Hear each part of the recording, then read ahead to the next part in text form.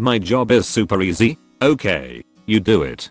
This is pretty long. Smart ass to long. Did read at the bottom. I was telling a buddy about this sub, and he related this story. I tell it to you with his permission. Buddy is a very charismatic guy, great friend, and probably a great co-worker. He's the type of guy that everyone is fond of, easygoing, and seems to have a knack for personal relationships. Always remembers birthdays. If he hears that a band you like is coming to town, he'll text you the news. That sort of guy. Buddy works for a company that services industrial machinery. It was a small operation. There was Buddy, GoodBoss, owner, the kid in the warehouse, a couple of technicians, and some office ladies who handled administration. Buddy was the pivot man in the operation. He was the point of contact for the technicians and had great relationships with the clients and the vendors who supplied the parts. He knew his job inside out, and everyone likes dealing with him. He gets things done. Now the way this place worked was that the technicians would send in their reports for the day after 4 PM. Buddy would look them over, looking for rockets. These were high priority jobs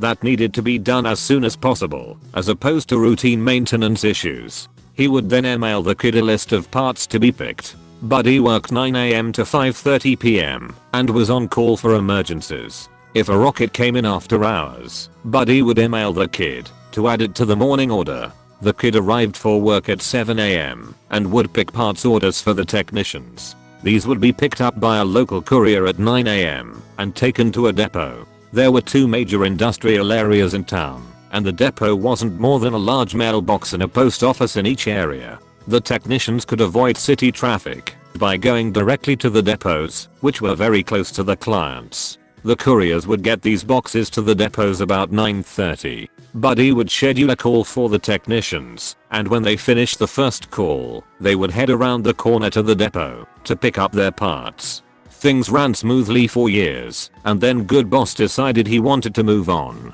He was grooming Buddy for the move up, and Buddy learned most of the managerial duties GoodBoss covered, in addition to his own duties, things like QuickBooks and scheduling, etc.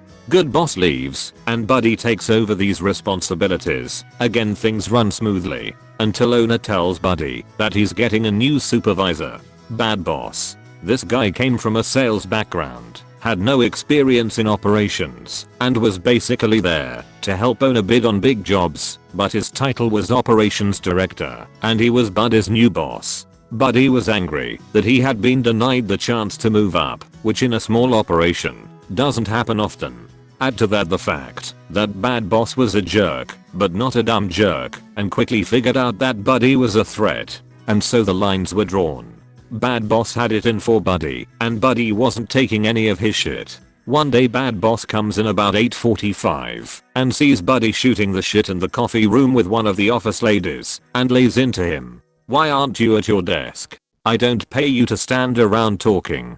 Get to work." Buddy starts to protest that he's actually at the office 15 minutes before his shift, but Bad Boss cuts him off. "I don't listen to bullshit excuses. I want you at your desk at 8 AM sharp, and I want you to send me an email every morning to prove it. Now get going." Buddy sends him an email, BCC to owner, asking Bad Boss to confirm that he wants Buddy working 8-4:30. There was also a previous email saying no overtime. Bad Boss sends a tersely worded confirmation.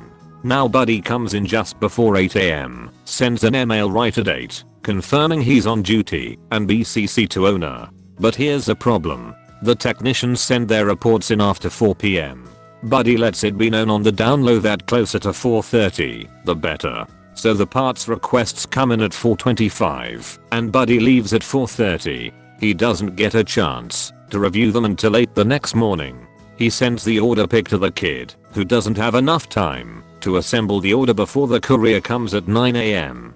So what used to be next day service ends up taking an extra day. If a technician requests a part on his Monday report, he gets it Wednesday, not Tuesday, the way things worked before. The customers start to revolt, loudly and energetically. These are industrial production machines, and when a rocket is delayed, it means the machine is down for an entire extra day. The customers are losing production and they are not happy. Buddy gets called into a meeting on a Thursday with owner and Bad Boss demanding to know what the hell is happening. Bad boss is in full form and says that Buddy's job is super easy and these delays are unacceptable. Buddy explains exactly why the delays are occurring. It's all because bad boss changed his hours. Owner gives bad boss the stink eye after confirming that he ordered the schedule change. Okay, fine. Bad boss concedes. You go back to your old hours, starting Monday. I won't be here Monday, replies Buddy. What are you talking about? I'm on holiday for 2 weeks. Didn't you check the vacation schedule? Bad boss goes red in the face. I never approved any holiday request from you. You are not on holiday. Yes, I am. The request was approved by GoodBoss before you were hired.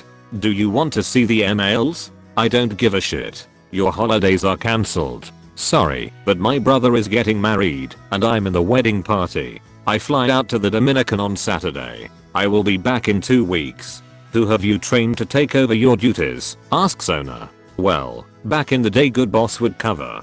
I guess it's up to bad boss to cover while I'm gone.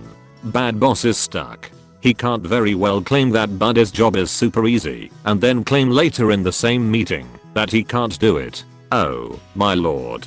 What a shit show. The technicians requested, say, a front sensor for a boom stomper model 31. Bad boss would ask them for a part number and the technician would reply, I don't know, Buddy knows all the part numbers. Then he would go to the kid and say he needs to send a sensor to the technician and the kid would point to the racks where all the parts were labeled by part numbers. I need a part number if you want to add it to an order. Buddy had an exhaustive Excel folder with all kinds of parts lists in it on his desktop.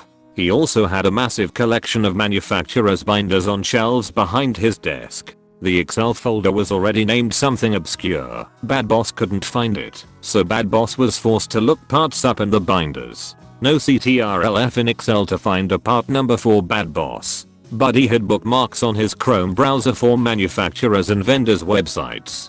He removed all the bookmarks so bad boss, if he wanted in to log into any of these sites, had to create his own login. Buddy's were on LastPass, but bad boss didn't have the LastPass password. Buddy was also the adept with computers, so he had been given the access to the phone system portal. He set it up so that any calls to his desk phone or work cell would get I'm on vacation. In my absence, please contact bad boss at extension 123. And then the call would forward to bad boss's desk phone, and if unanswered, to his work cell. After hours emergency calls went directly to bad boss's work cell, and if unanswered, to his home phone.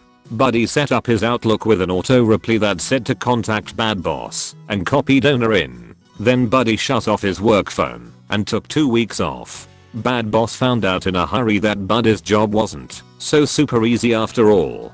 He was getting calls from irate clients, technicians with the wrong parts, and calls in the evening that he had no way to handle. Remember that they repaired industrial machinery and some facilities were 24 hours. When Buddy got back bad boss was waiting for him by the door and went ballistic. It was a screaming match that drew everyone, even owner, who literally had to step between them. Finally Buddy just screamed, fuck this shit. I can't work with this guy.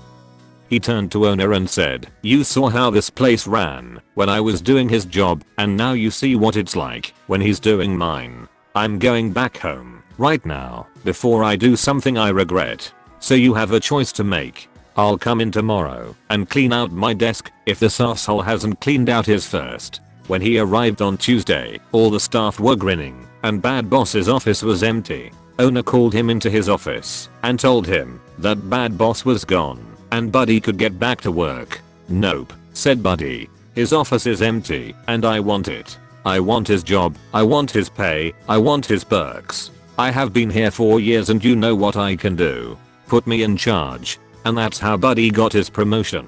Since then the company has grown, and Buddy has grown right with it.